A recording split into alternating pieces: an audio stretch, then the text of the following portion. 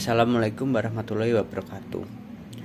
Perkenalkan, nama saya Agung Nugroho dari Teknik Informatika Universitas Mercu Buana Jakarta, angkatan tahun 2019 dan berada pada semester 5. Di sini saya akan menjelaskan beberapa materi tugas besar 1 sebagai syarat mengikuti tugas besar 1 pada mata kuliah kali ini.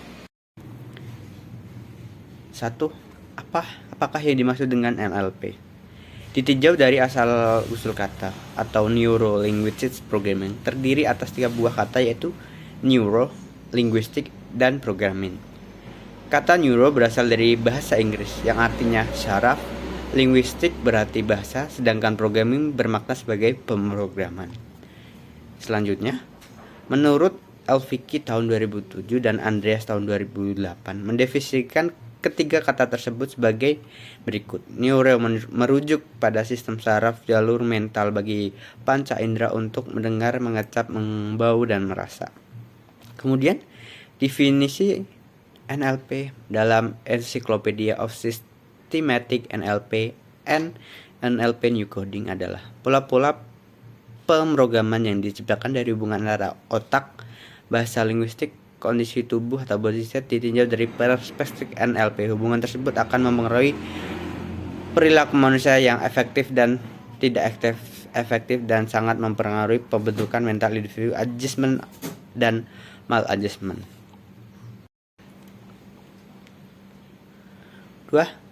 Selain segmentasi teks, apa tantangan pengolahan data atau riset di bidang NLP? Pendapat lain menguat tentang penerapan NLP dalam bidang pendidikan adalah Dietz dan Epstein, yaitu untuk menyediakan kerangka kerja dasar yang digariskan pada pengalaman belajar empiris, situasi latihan dengan tujuan untuk meningkatkan keefektifan dan kecepatan pencapaian tujuan belajar.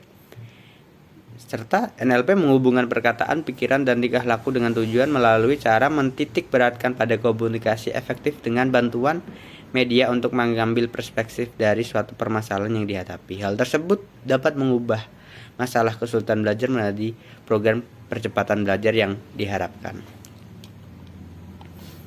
3. Sebutkan contoh penerapan NLP pada aplikasi perangkat lunak. NLP juga berperan dalam mesin pencarian seperti Google, Yahoo, dan lainnya. Contohnya ketika kita mencari suatu hal di Google Search Engine, seperti gambar di bawah, seperti yang biasa kita lakukan, maka secara otomatis Google Search Engine akan menampilkan beberapa kalimat yang relevan dengan apa yang sedang kita cari. 4. Apa itu kegunaan library NLTK Sastrawi?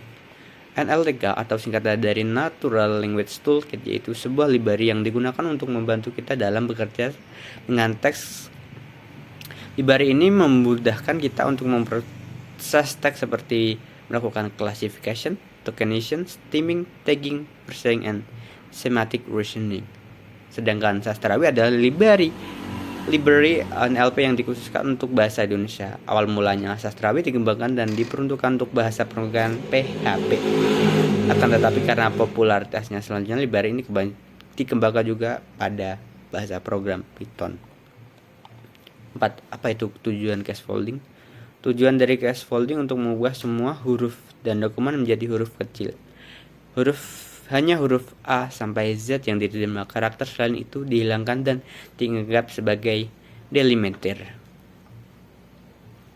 Kemudian 6. Tokenizing adalah metode. Apakah definisi dari tokenizing? Tokenizing adalah metode untuk melakukan pemisahan kata dalam satu kalimat dengan tujuan untuk memproses analisis teks lebih lanjut. Sebelum melakukan tokenizing, biasanya melakukan proses scaffolding yang di dalamnya mencakup menghapus angka dan tanda baca yang tidak perlu dan seperti white space atau spasi. 7. Jelaskan tentang stopword dan berikan contohnya. Stopword itu proses menghilangkan kata hubung jika dalam bahasa Inggris adalah seperti for and, dan dalam bahasa Indonesia misalnya seperti di dan kata yang. Kita dapat melakukan proses stopword dengan membuka kata yang paling sering muncul di korpus. Selain itu dalam NLP, stopword merupakan kata yang diabaikan dalam pemrosesan. Kata-kata ini biasanya disimpan dalam bentuk stop list. Tujuan utamanya adalah penerapan proses stopword removal dengan mengurangi jumlah kata dalam sebuah dokumen yang nantinya akan berpengaruh dalam kecepatan dan performa kegiatan NLP. 8. Apa algoritma yang dapat digunakan untuk stemming teks bahasa Indonesia? Jelaskan. Nah, beberapa algoritma stemming untuk bahasa Indonesia telah dikembangkan sebelumnya, diantaranya algoritma Nazif dan Adriani ASEAN tahun 2007 dan algoritma Porter Talak tahun 2003. Algoritma Nazif dan Adriani dikembangkan berdasarkan aturan morfologi bahasa Indonesia mengelompokkan imbuhan menjadi kata prefiks, sisipan, akhiran, dan gabungan. Algoritma ini menggunakan kamus kata dasar dan mendukung recoding, yakni penyusunan kembali kata-kata melalui proses stemming lebih dahulu. Kamus kata dasar tersebut digunakan untuk memeriksa apakah kata dasar melalui proses stemming yang benar dan ditemukan pada kamus pada saat proses stemming dilakukan. Kemudian, apa tujuan dari word embedding? Penyempatan kata adalah nama kolektif untuk sekumpulan pemodelan bahasa dan teknik pembelajaran fitur dalam pemodelan bahasa di mana kata atau frasa dari kosakata dibedakan ke vektor bilangan real. Konsep inti dari kata embedding adalah bahwa setiap kata yang digunakan dalam suatu bahasa dapat direpresentasikan oleh sekumpulan bilangan real atau vektor. Mereka telah mempelajari representasi teks dalam ruang n dimensi di mana kata-kata memiliki makna yang sama memiliki representasi yang serupa. 10. Selanjutnya 10. Sebutkan dan jelaskan model arsitektur dari word to vec. Word to vec adalah model shallow neural network yang merubah representasi kata yang merupakan kombinasi dari karakter alphanumerik menjadi vektor. Representasi vektor tersebut memiliki property relationship terhadap kata-kata yang berkaitan melalui proses training. Arsitektur neuralog yang digunakan pada word to vec adalah neural network yang dengan sebuah hidden layer yang disebut dengan projection layer dan di training menggunakan stochastic gradient descent dan algoritma backpropagation. Kemudian 11. Apa definisi dari backover? Model of backover atau BOW merupakan representasi sederhana yang digunakan pada NLP dan information retrieval atau juga dikenal sebagai model vector space. Dalam model ini, teks yang berupa kalimat ataupun dokumen diawali sebagai kantung atau bag multiset dari kata-kata yang terkandung di dalamnya tanpa memandang urutan kata dan tata bahasa, namun tetap mempertahankan keberagamannya. 2. Definisi lain untuk BOW adalah sebuah model yang mempelajari sebuah kosakata dari seluruh dokumen, lalu memodelkan tiap dokumen dan dengan menghitung jumlah kemunculan setiap kata. 12.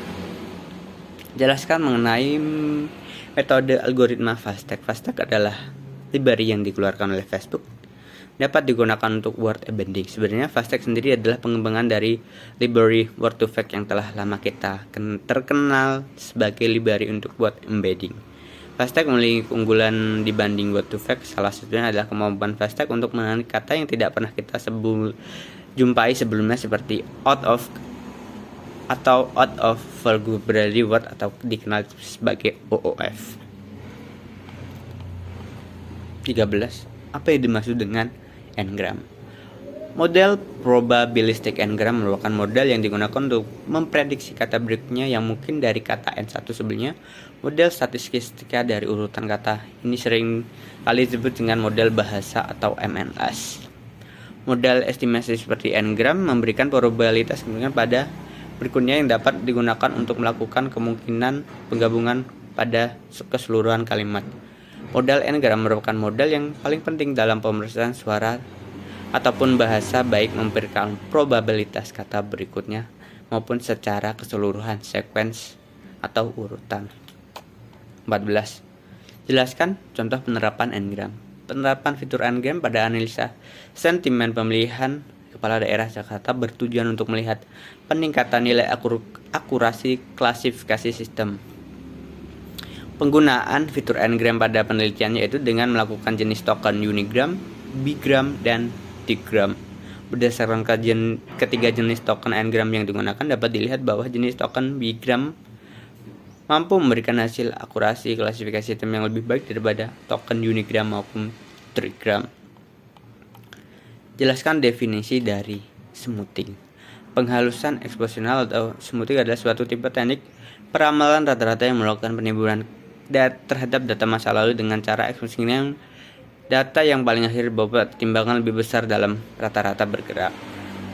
16. Jelaskan mengenai Laplace smoothing. Laplacian smoothing adalah suatu metode smoothing yang dapat diterapkan pada naive Bayesian classifier. Konsepnya sangat sederhana, yaitu dengan menambahkan nilai positif yang kecil pada setiap probabilitas kondisional yang ada sehingga terhindar dari nilai 0 pada model probabilitas. 17. Apakah yang dimaksud dengan backoff dan interpolasi?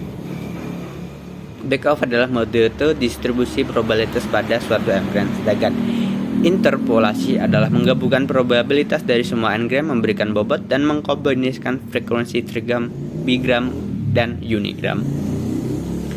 18. Mengapa Kneser-Sney smoothing memiliki kinerja yang lebih baik? Inti dari Kneser-Sney adalah dalam pengamatan yang baik bahwa kita dapat memanfaatkan interpolasi ini sebagai semacam model backoff ketika suatu suku pertama, dalam hal ini jumlah bigram yang relatif sedikit mendekat atau mendekati 0, suku kedua orde bawah lebih berbobot. Sebaiknya ketika model tingkat tinggi sangat cocok, istilah tingkat rendah kedua memiliki bobot yang sangat kecil. 19. Apa latar belakang munculnya metode stupid backoff? Algoritma bernama stupid backoff ini memunculkan di percobaan untuk membuat model bahasa suatu distribusi probabilitas murni. Tidak ada diskon terhadap probabilitas berorder lebih tinggi. Jika n-gram lebih tinggi mempunyai frekuensi 0, maka dilakukan backoff ke n-gram berorder lebih rendah. Dibobot dengan suatu bobot tetap atau tidak tergantung pada konteks. 20. Apa dasar pemikiran dari metode Turing smoothing? Pemikiran dasar dari good Turing smoothing adalah memanfaatkan count atau frekuensi sesuatu yang telah kita lihat untuk membantu mengestimasi frekuensi dari sesuatu yang belum pernah terlihat. Chow pada tahun 2009. Selesai untuk kali sesi Q&A kali ini. Sekian, terima kasih. Wassalamualaikum warahmatullahi wabarakatuh.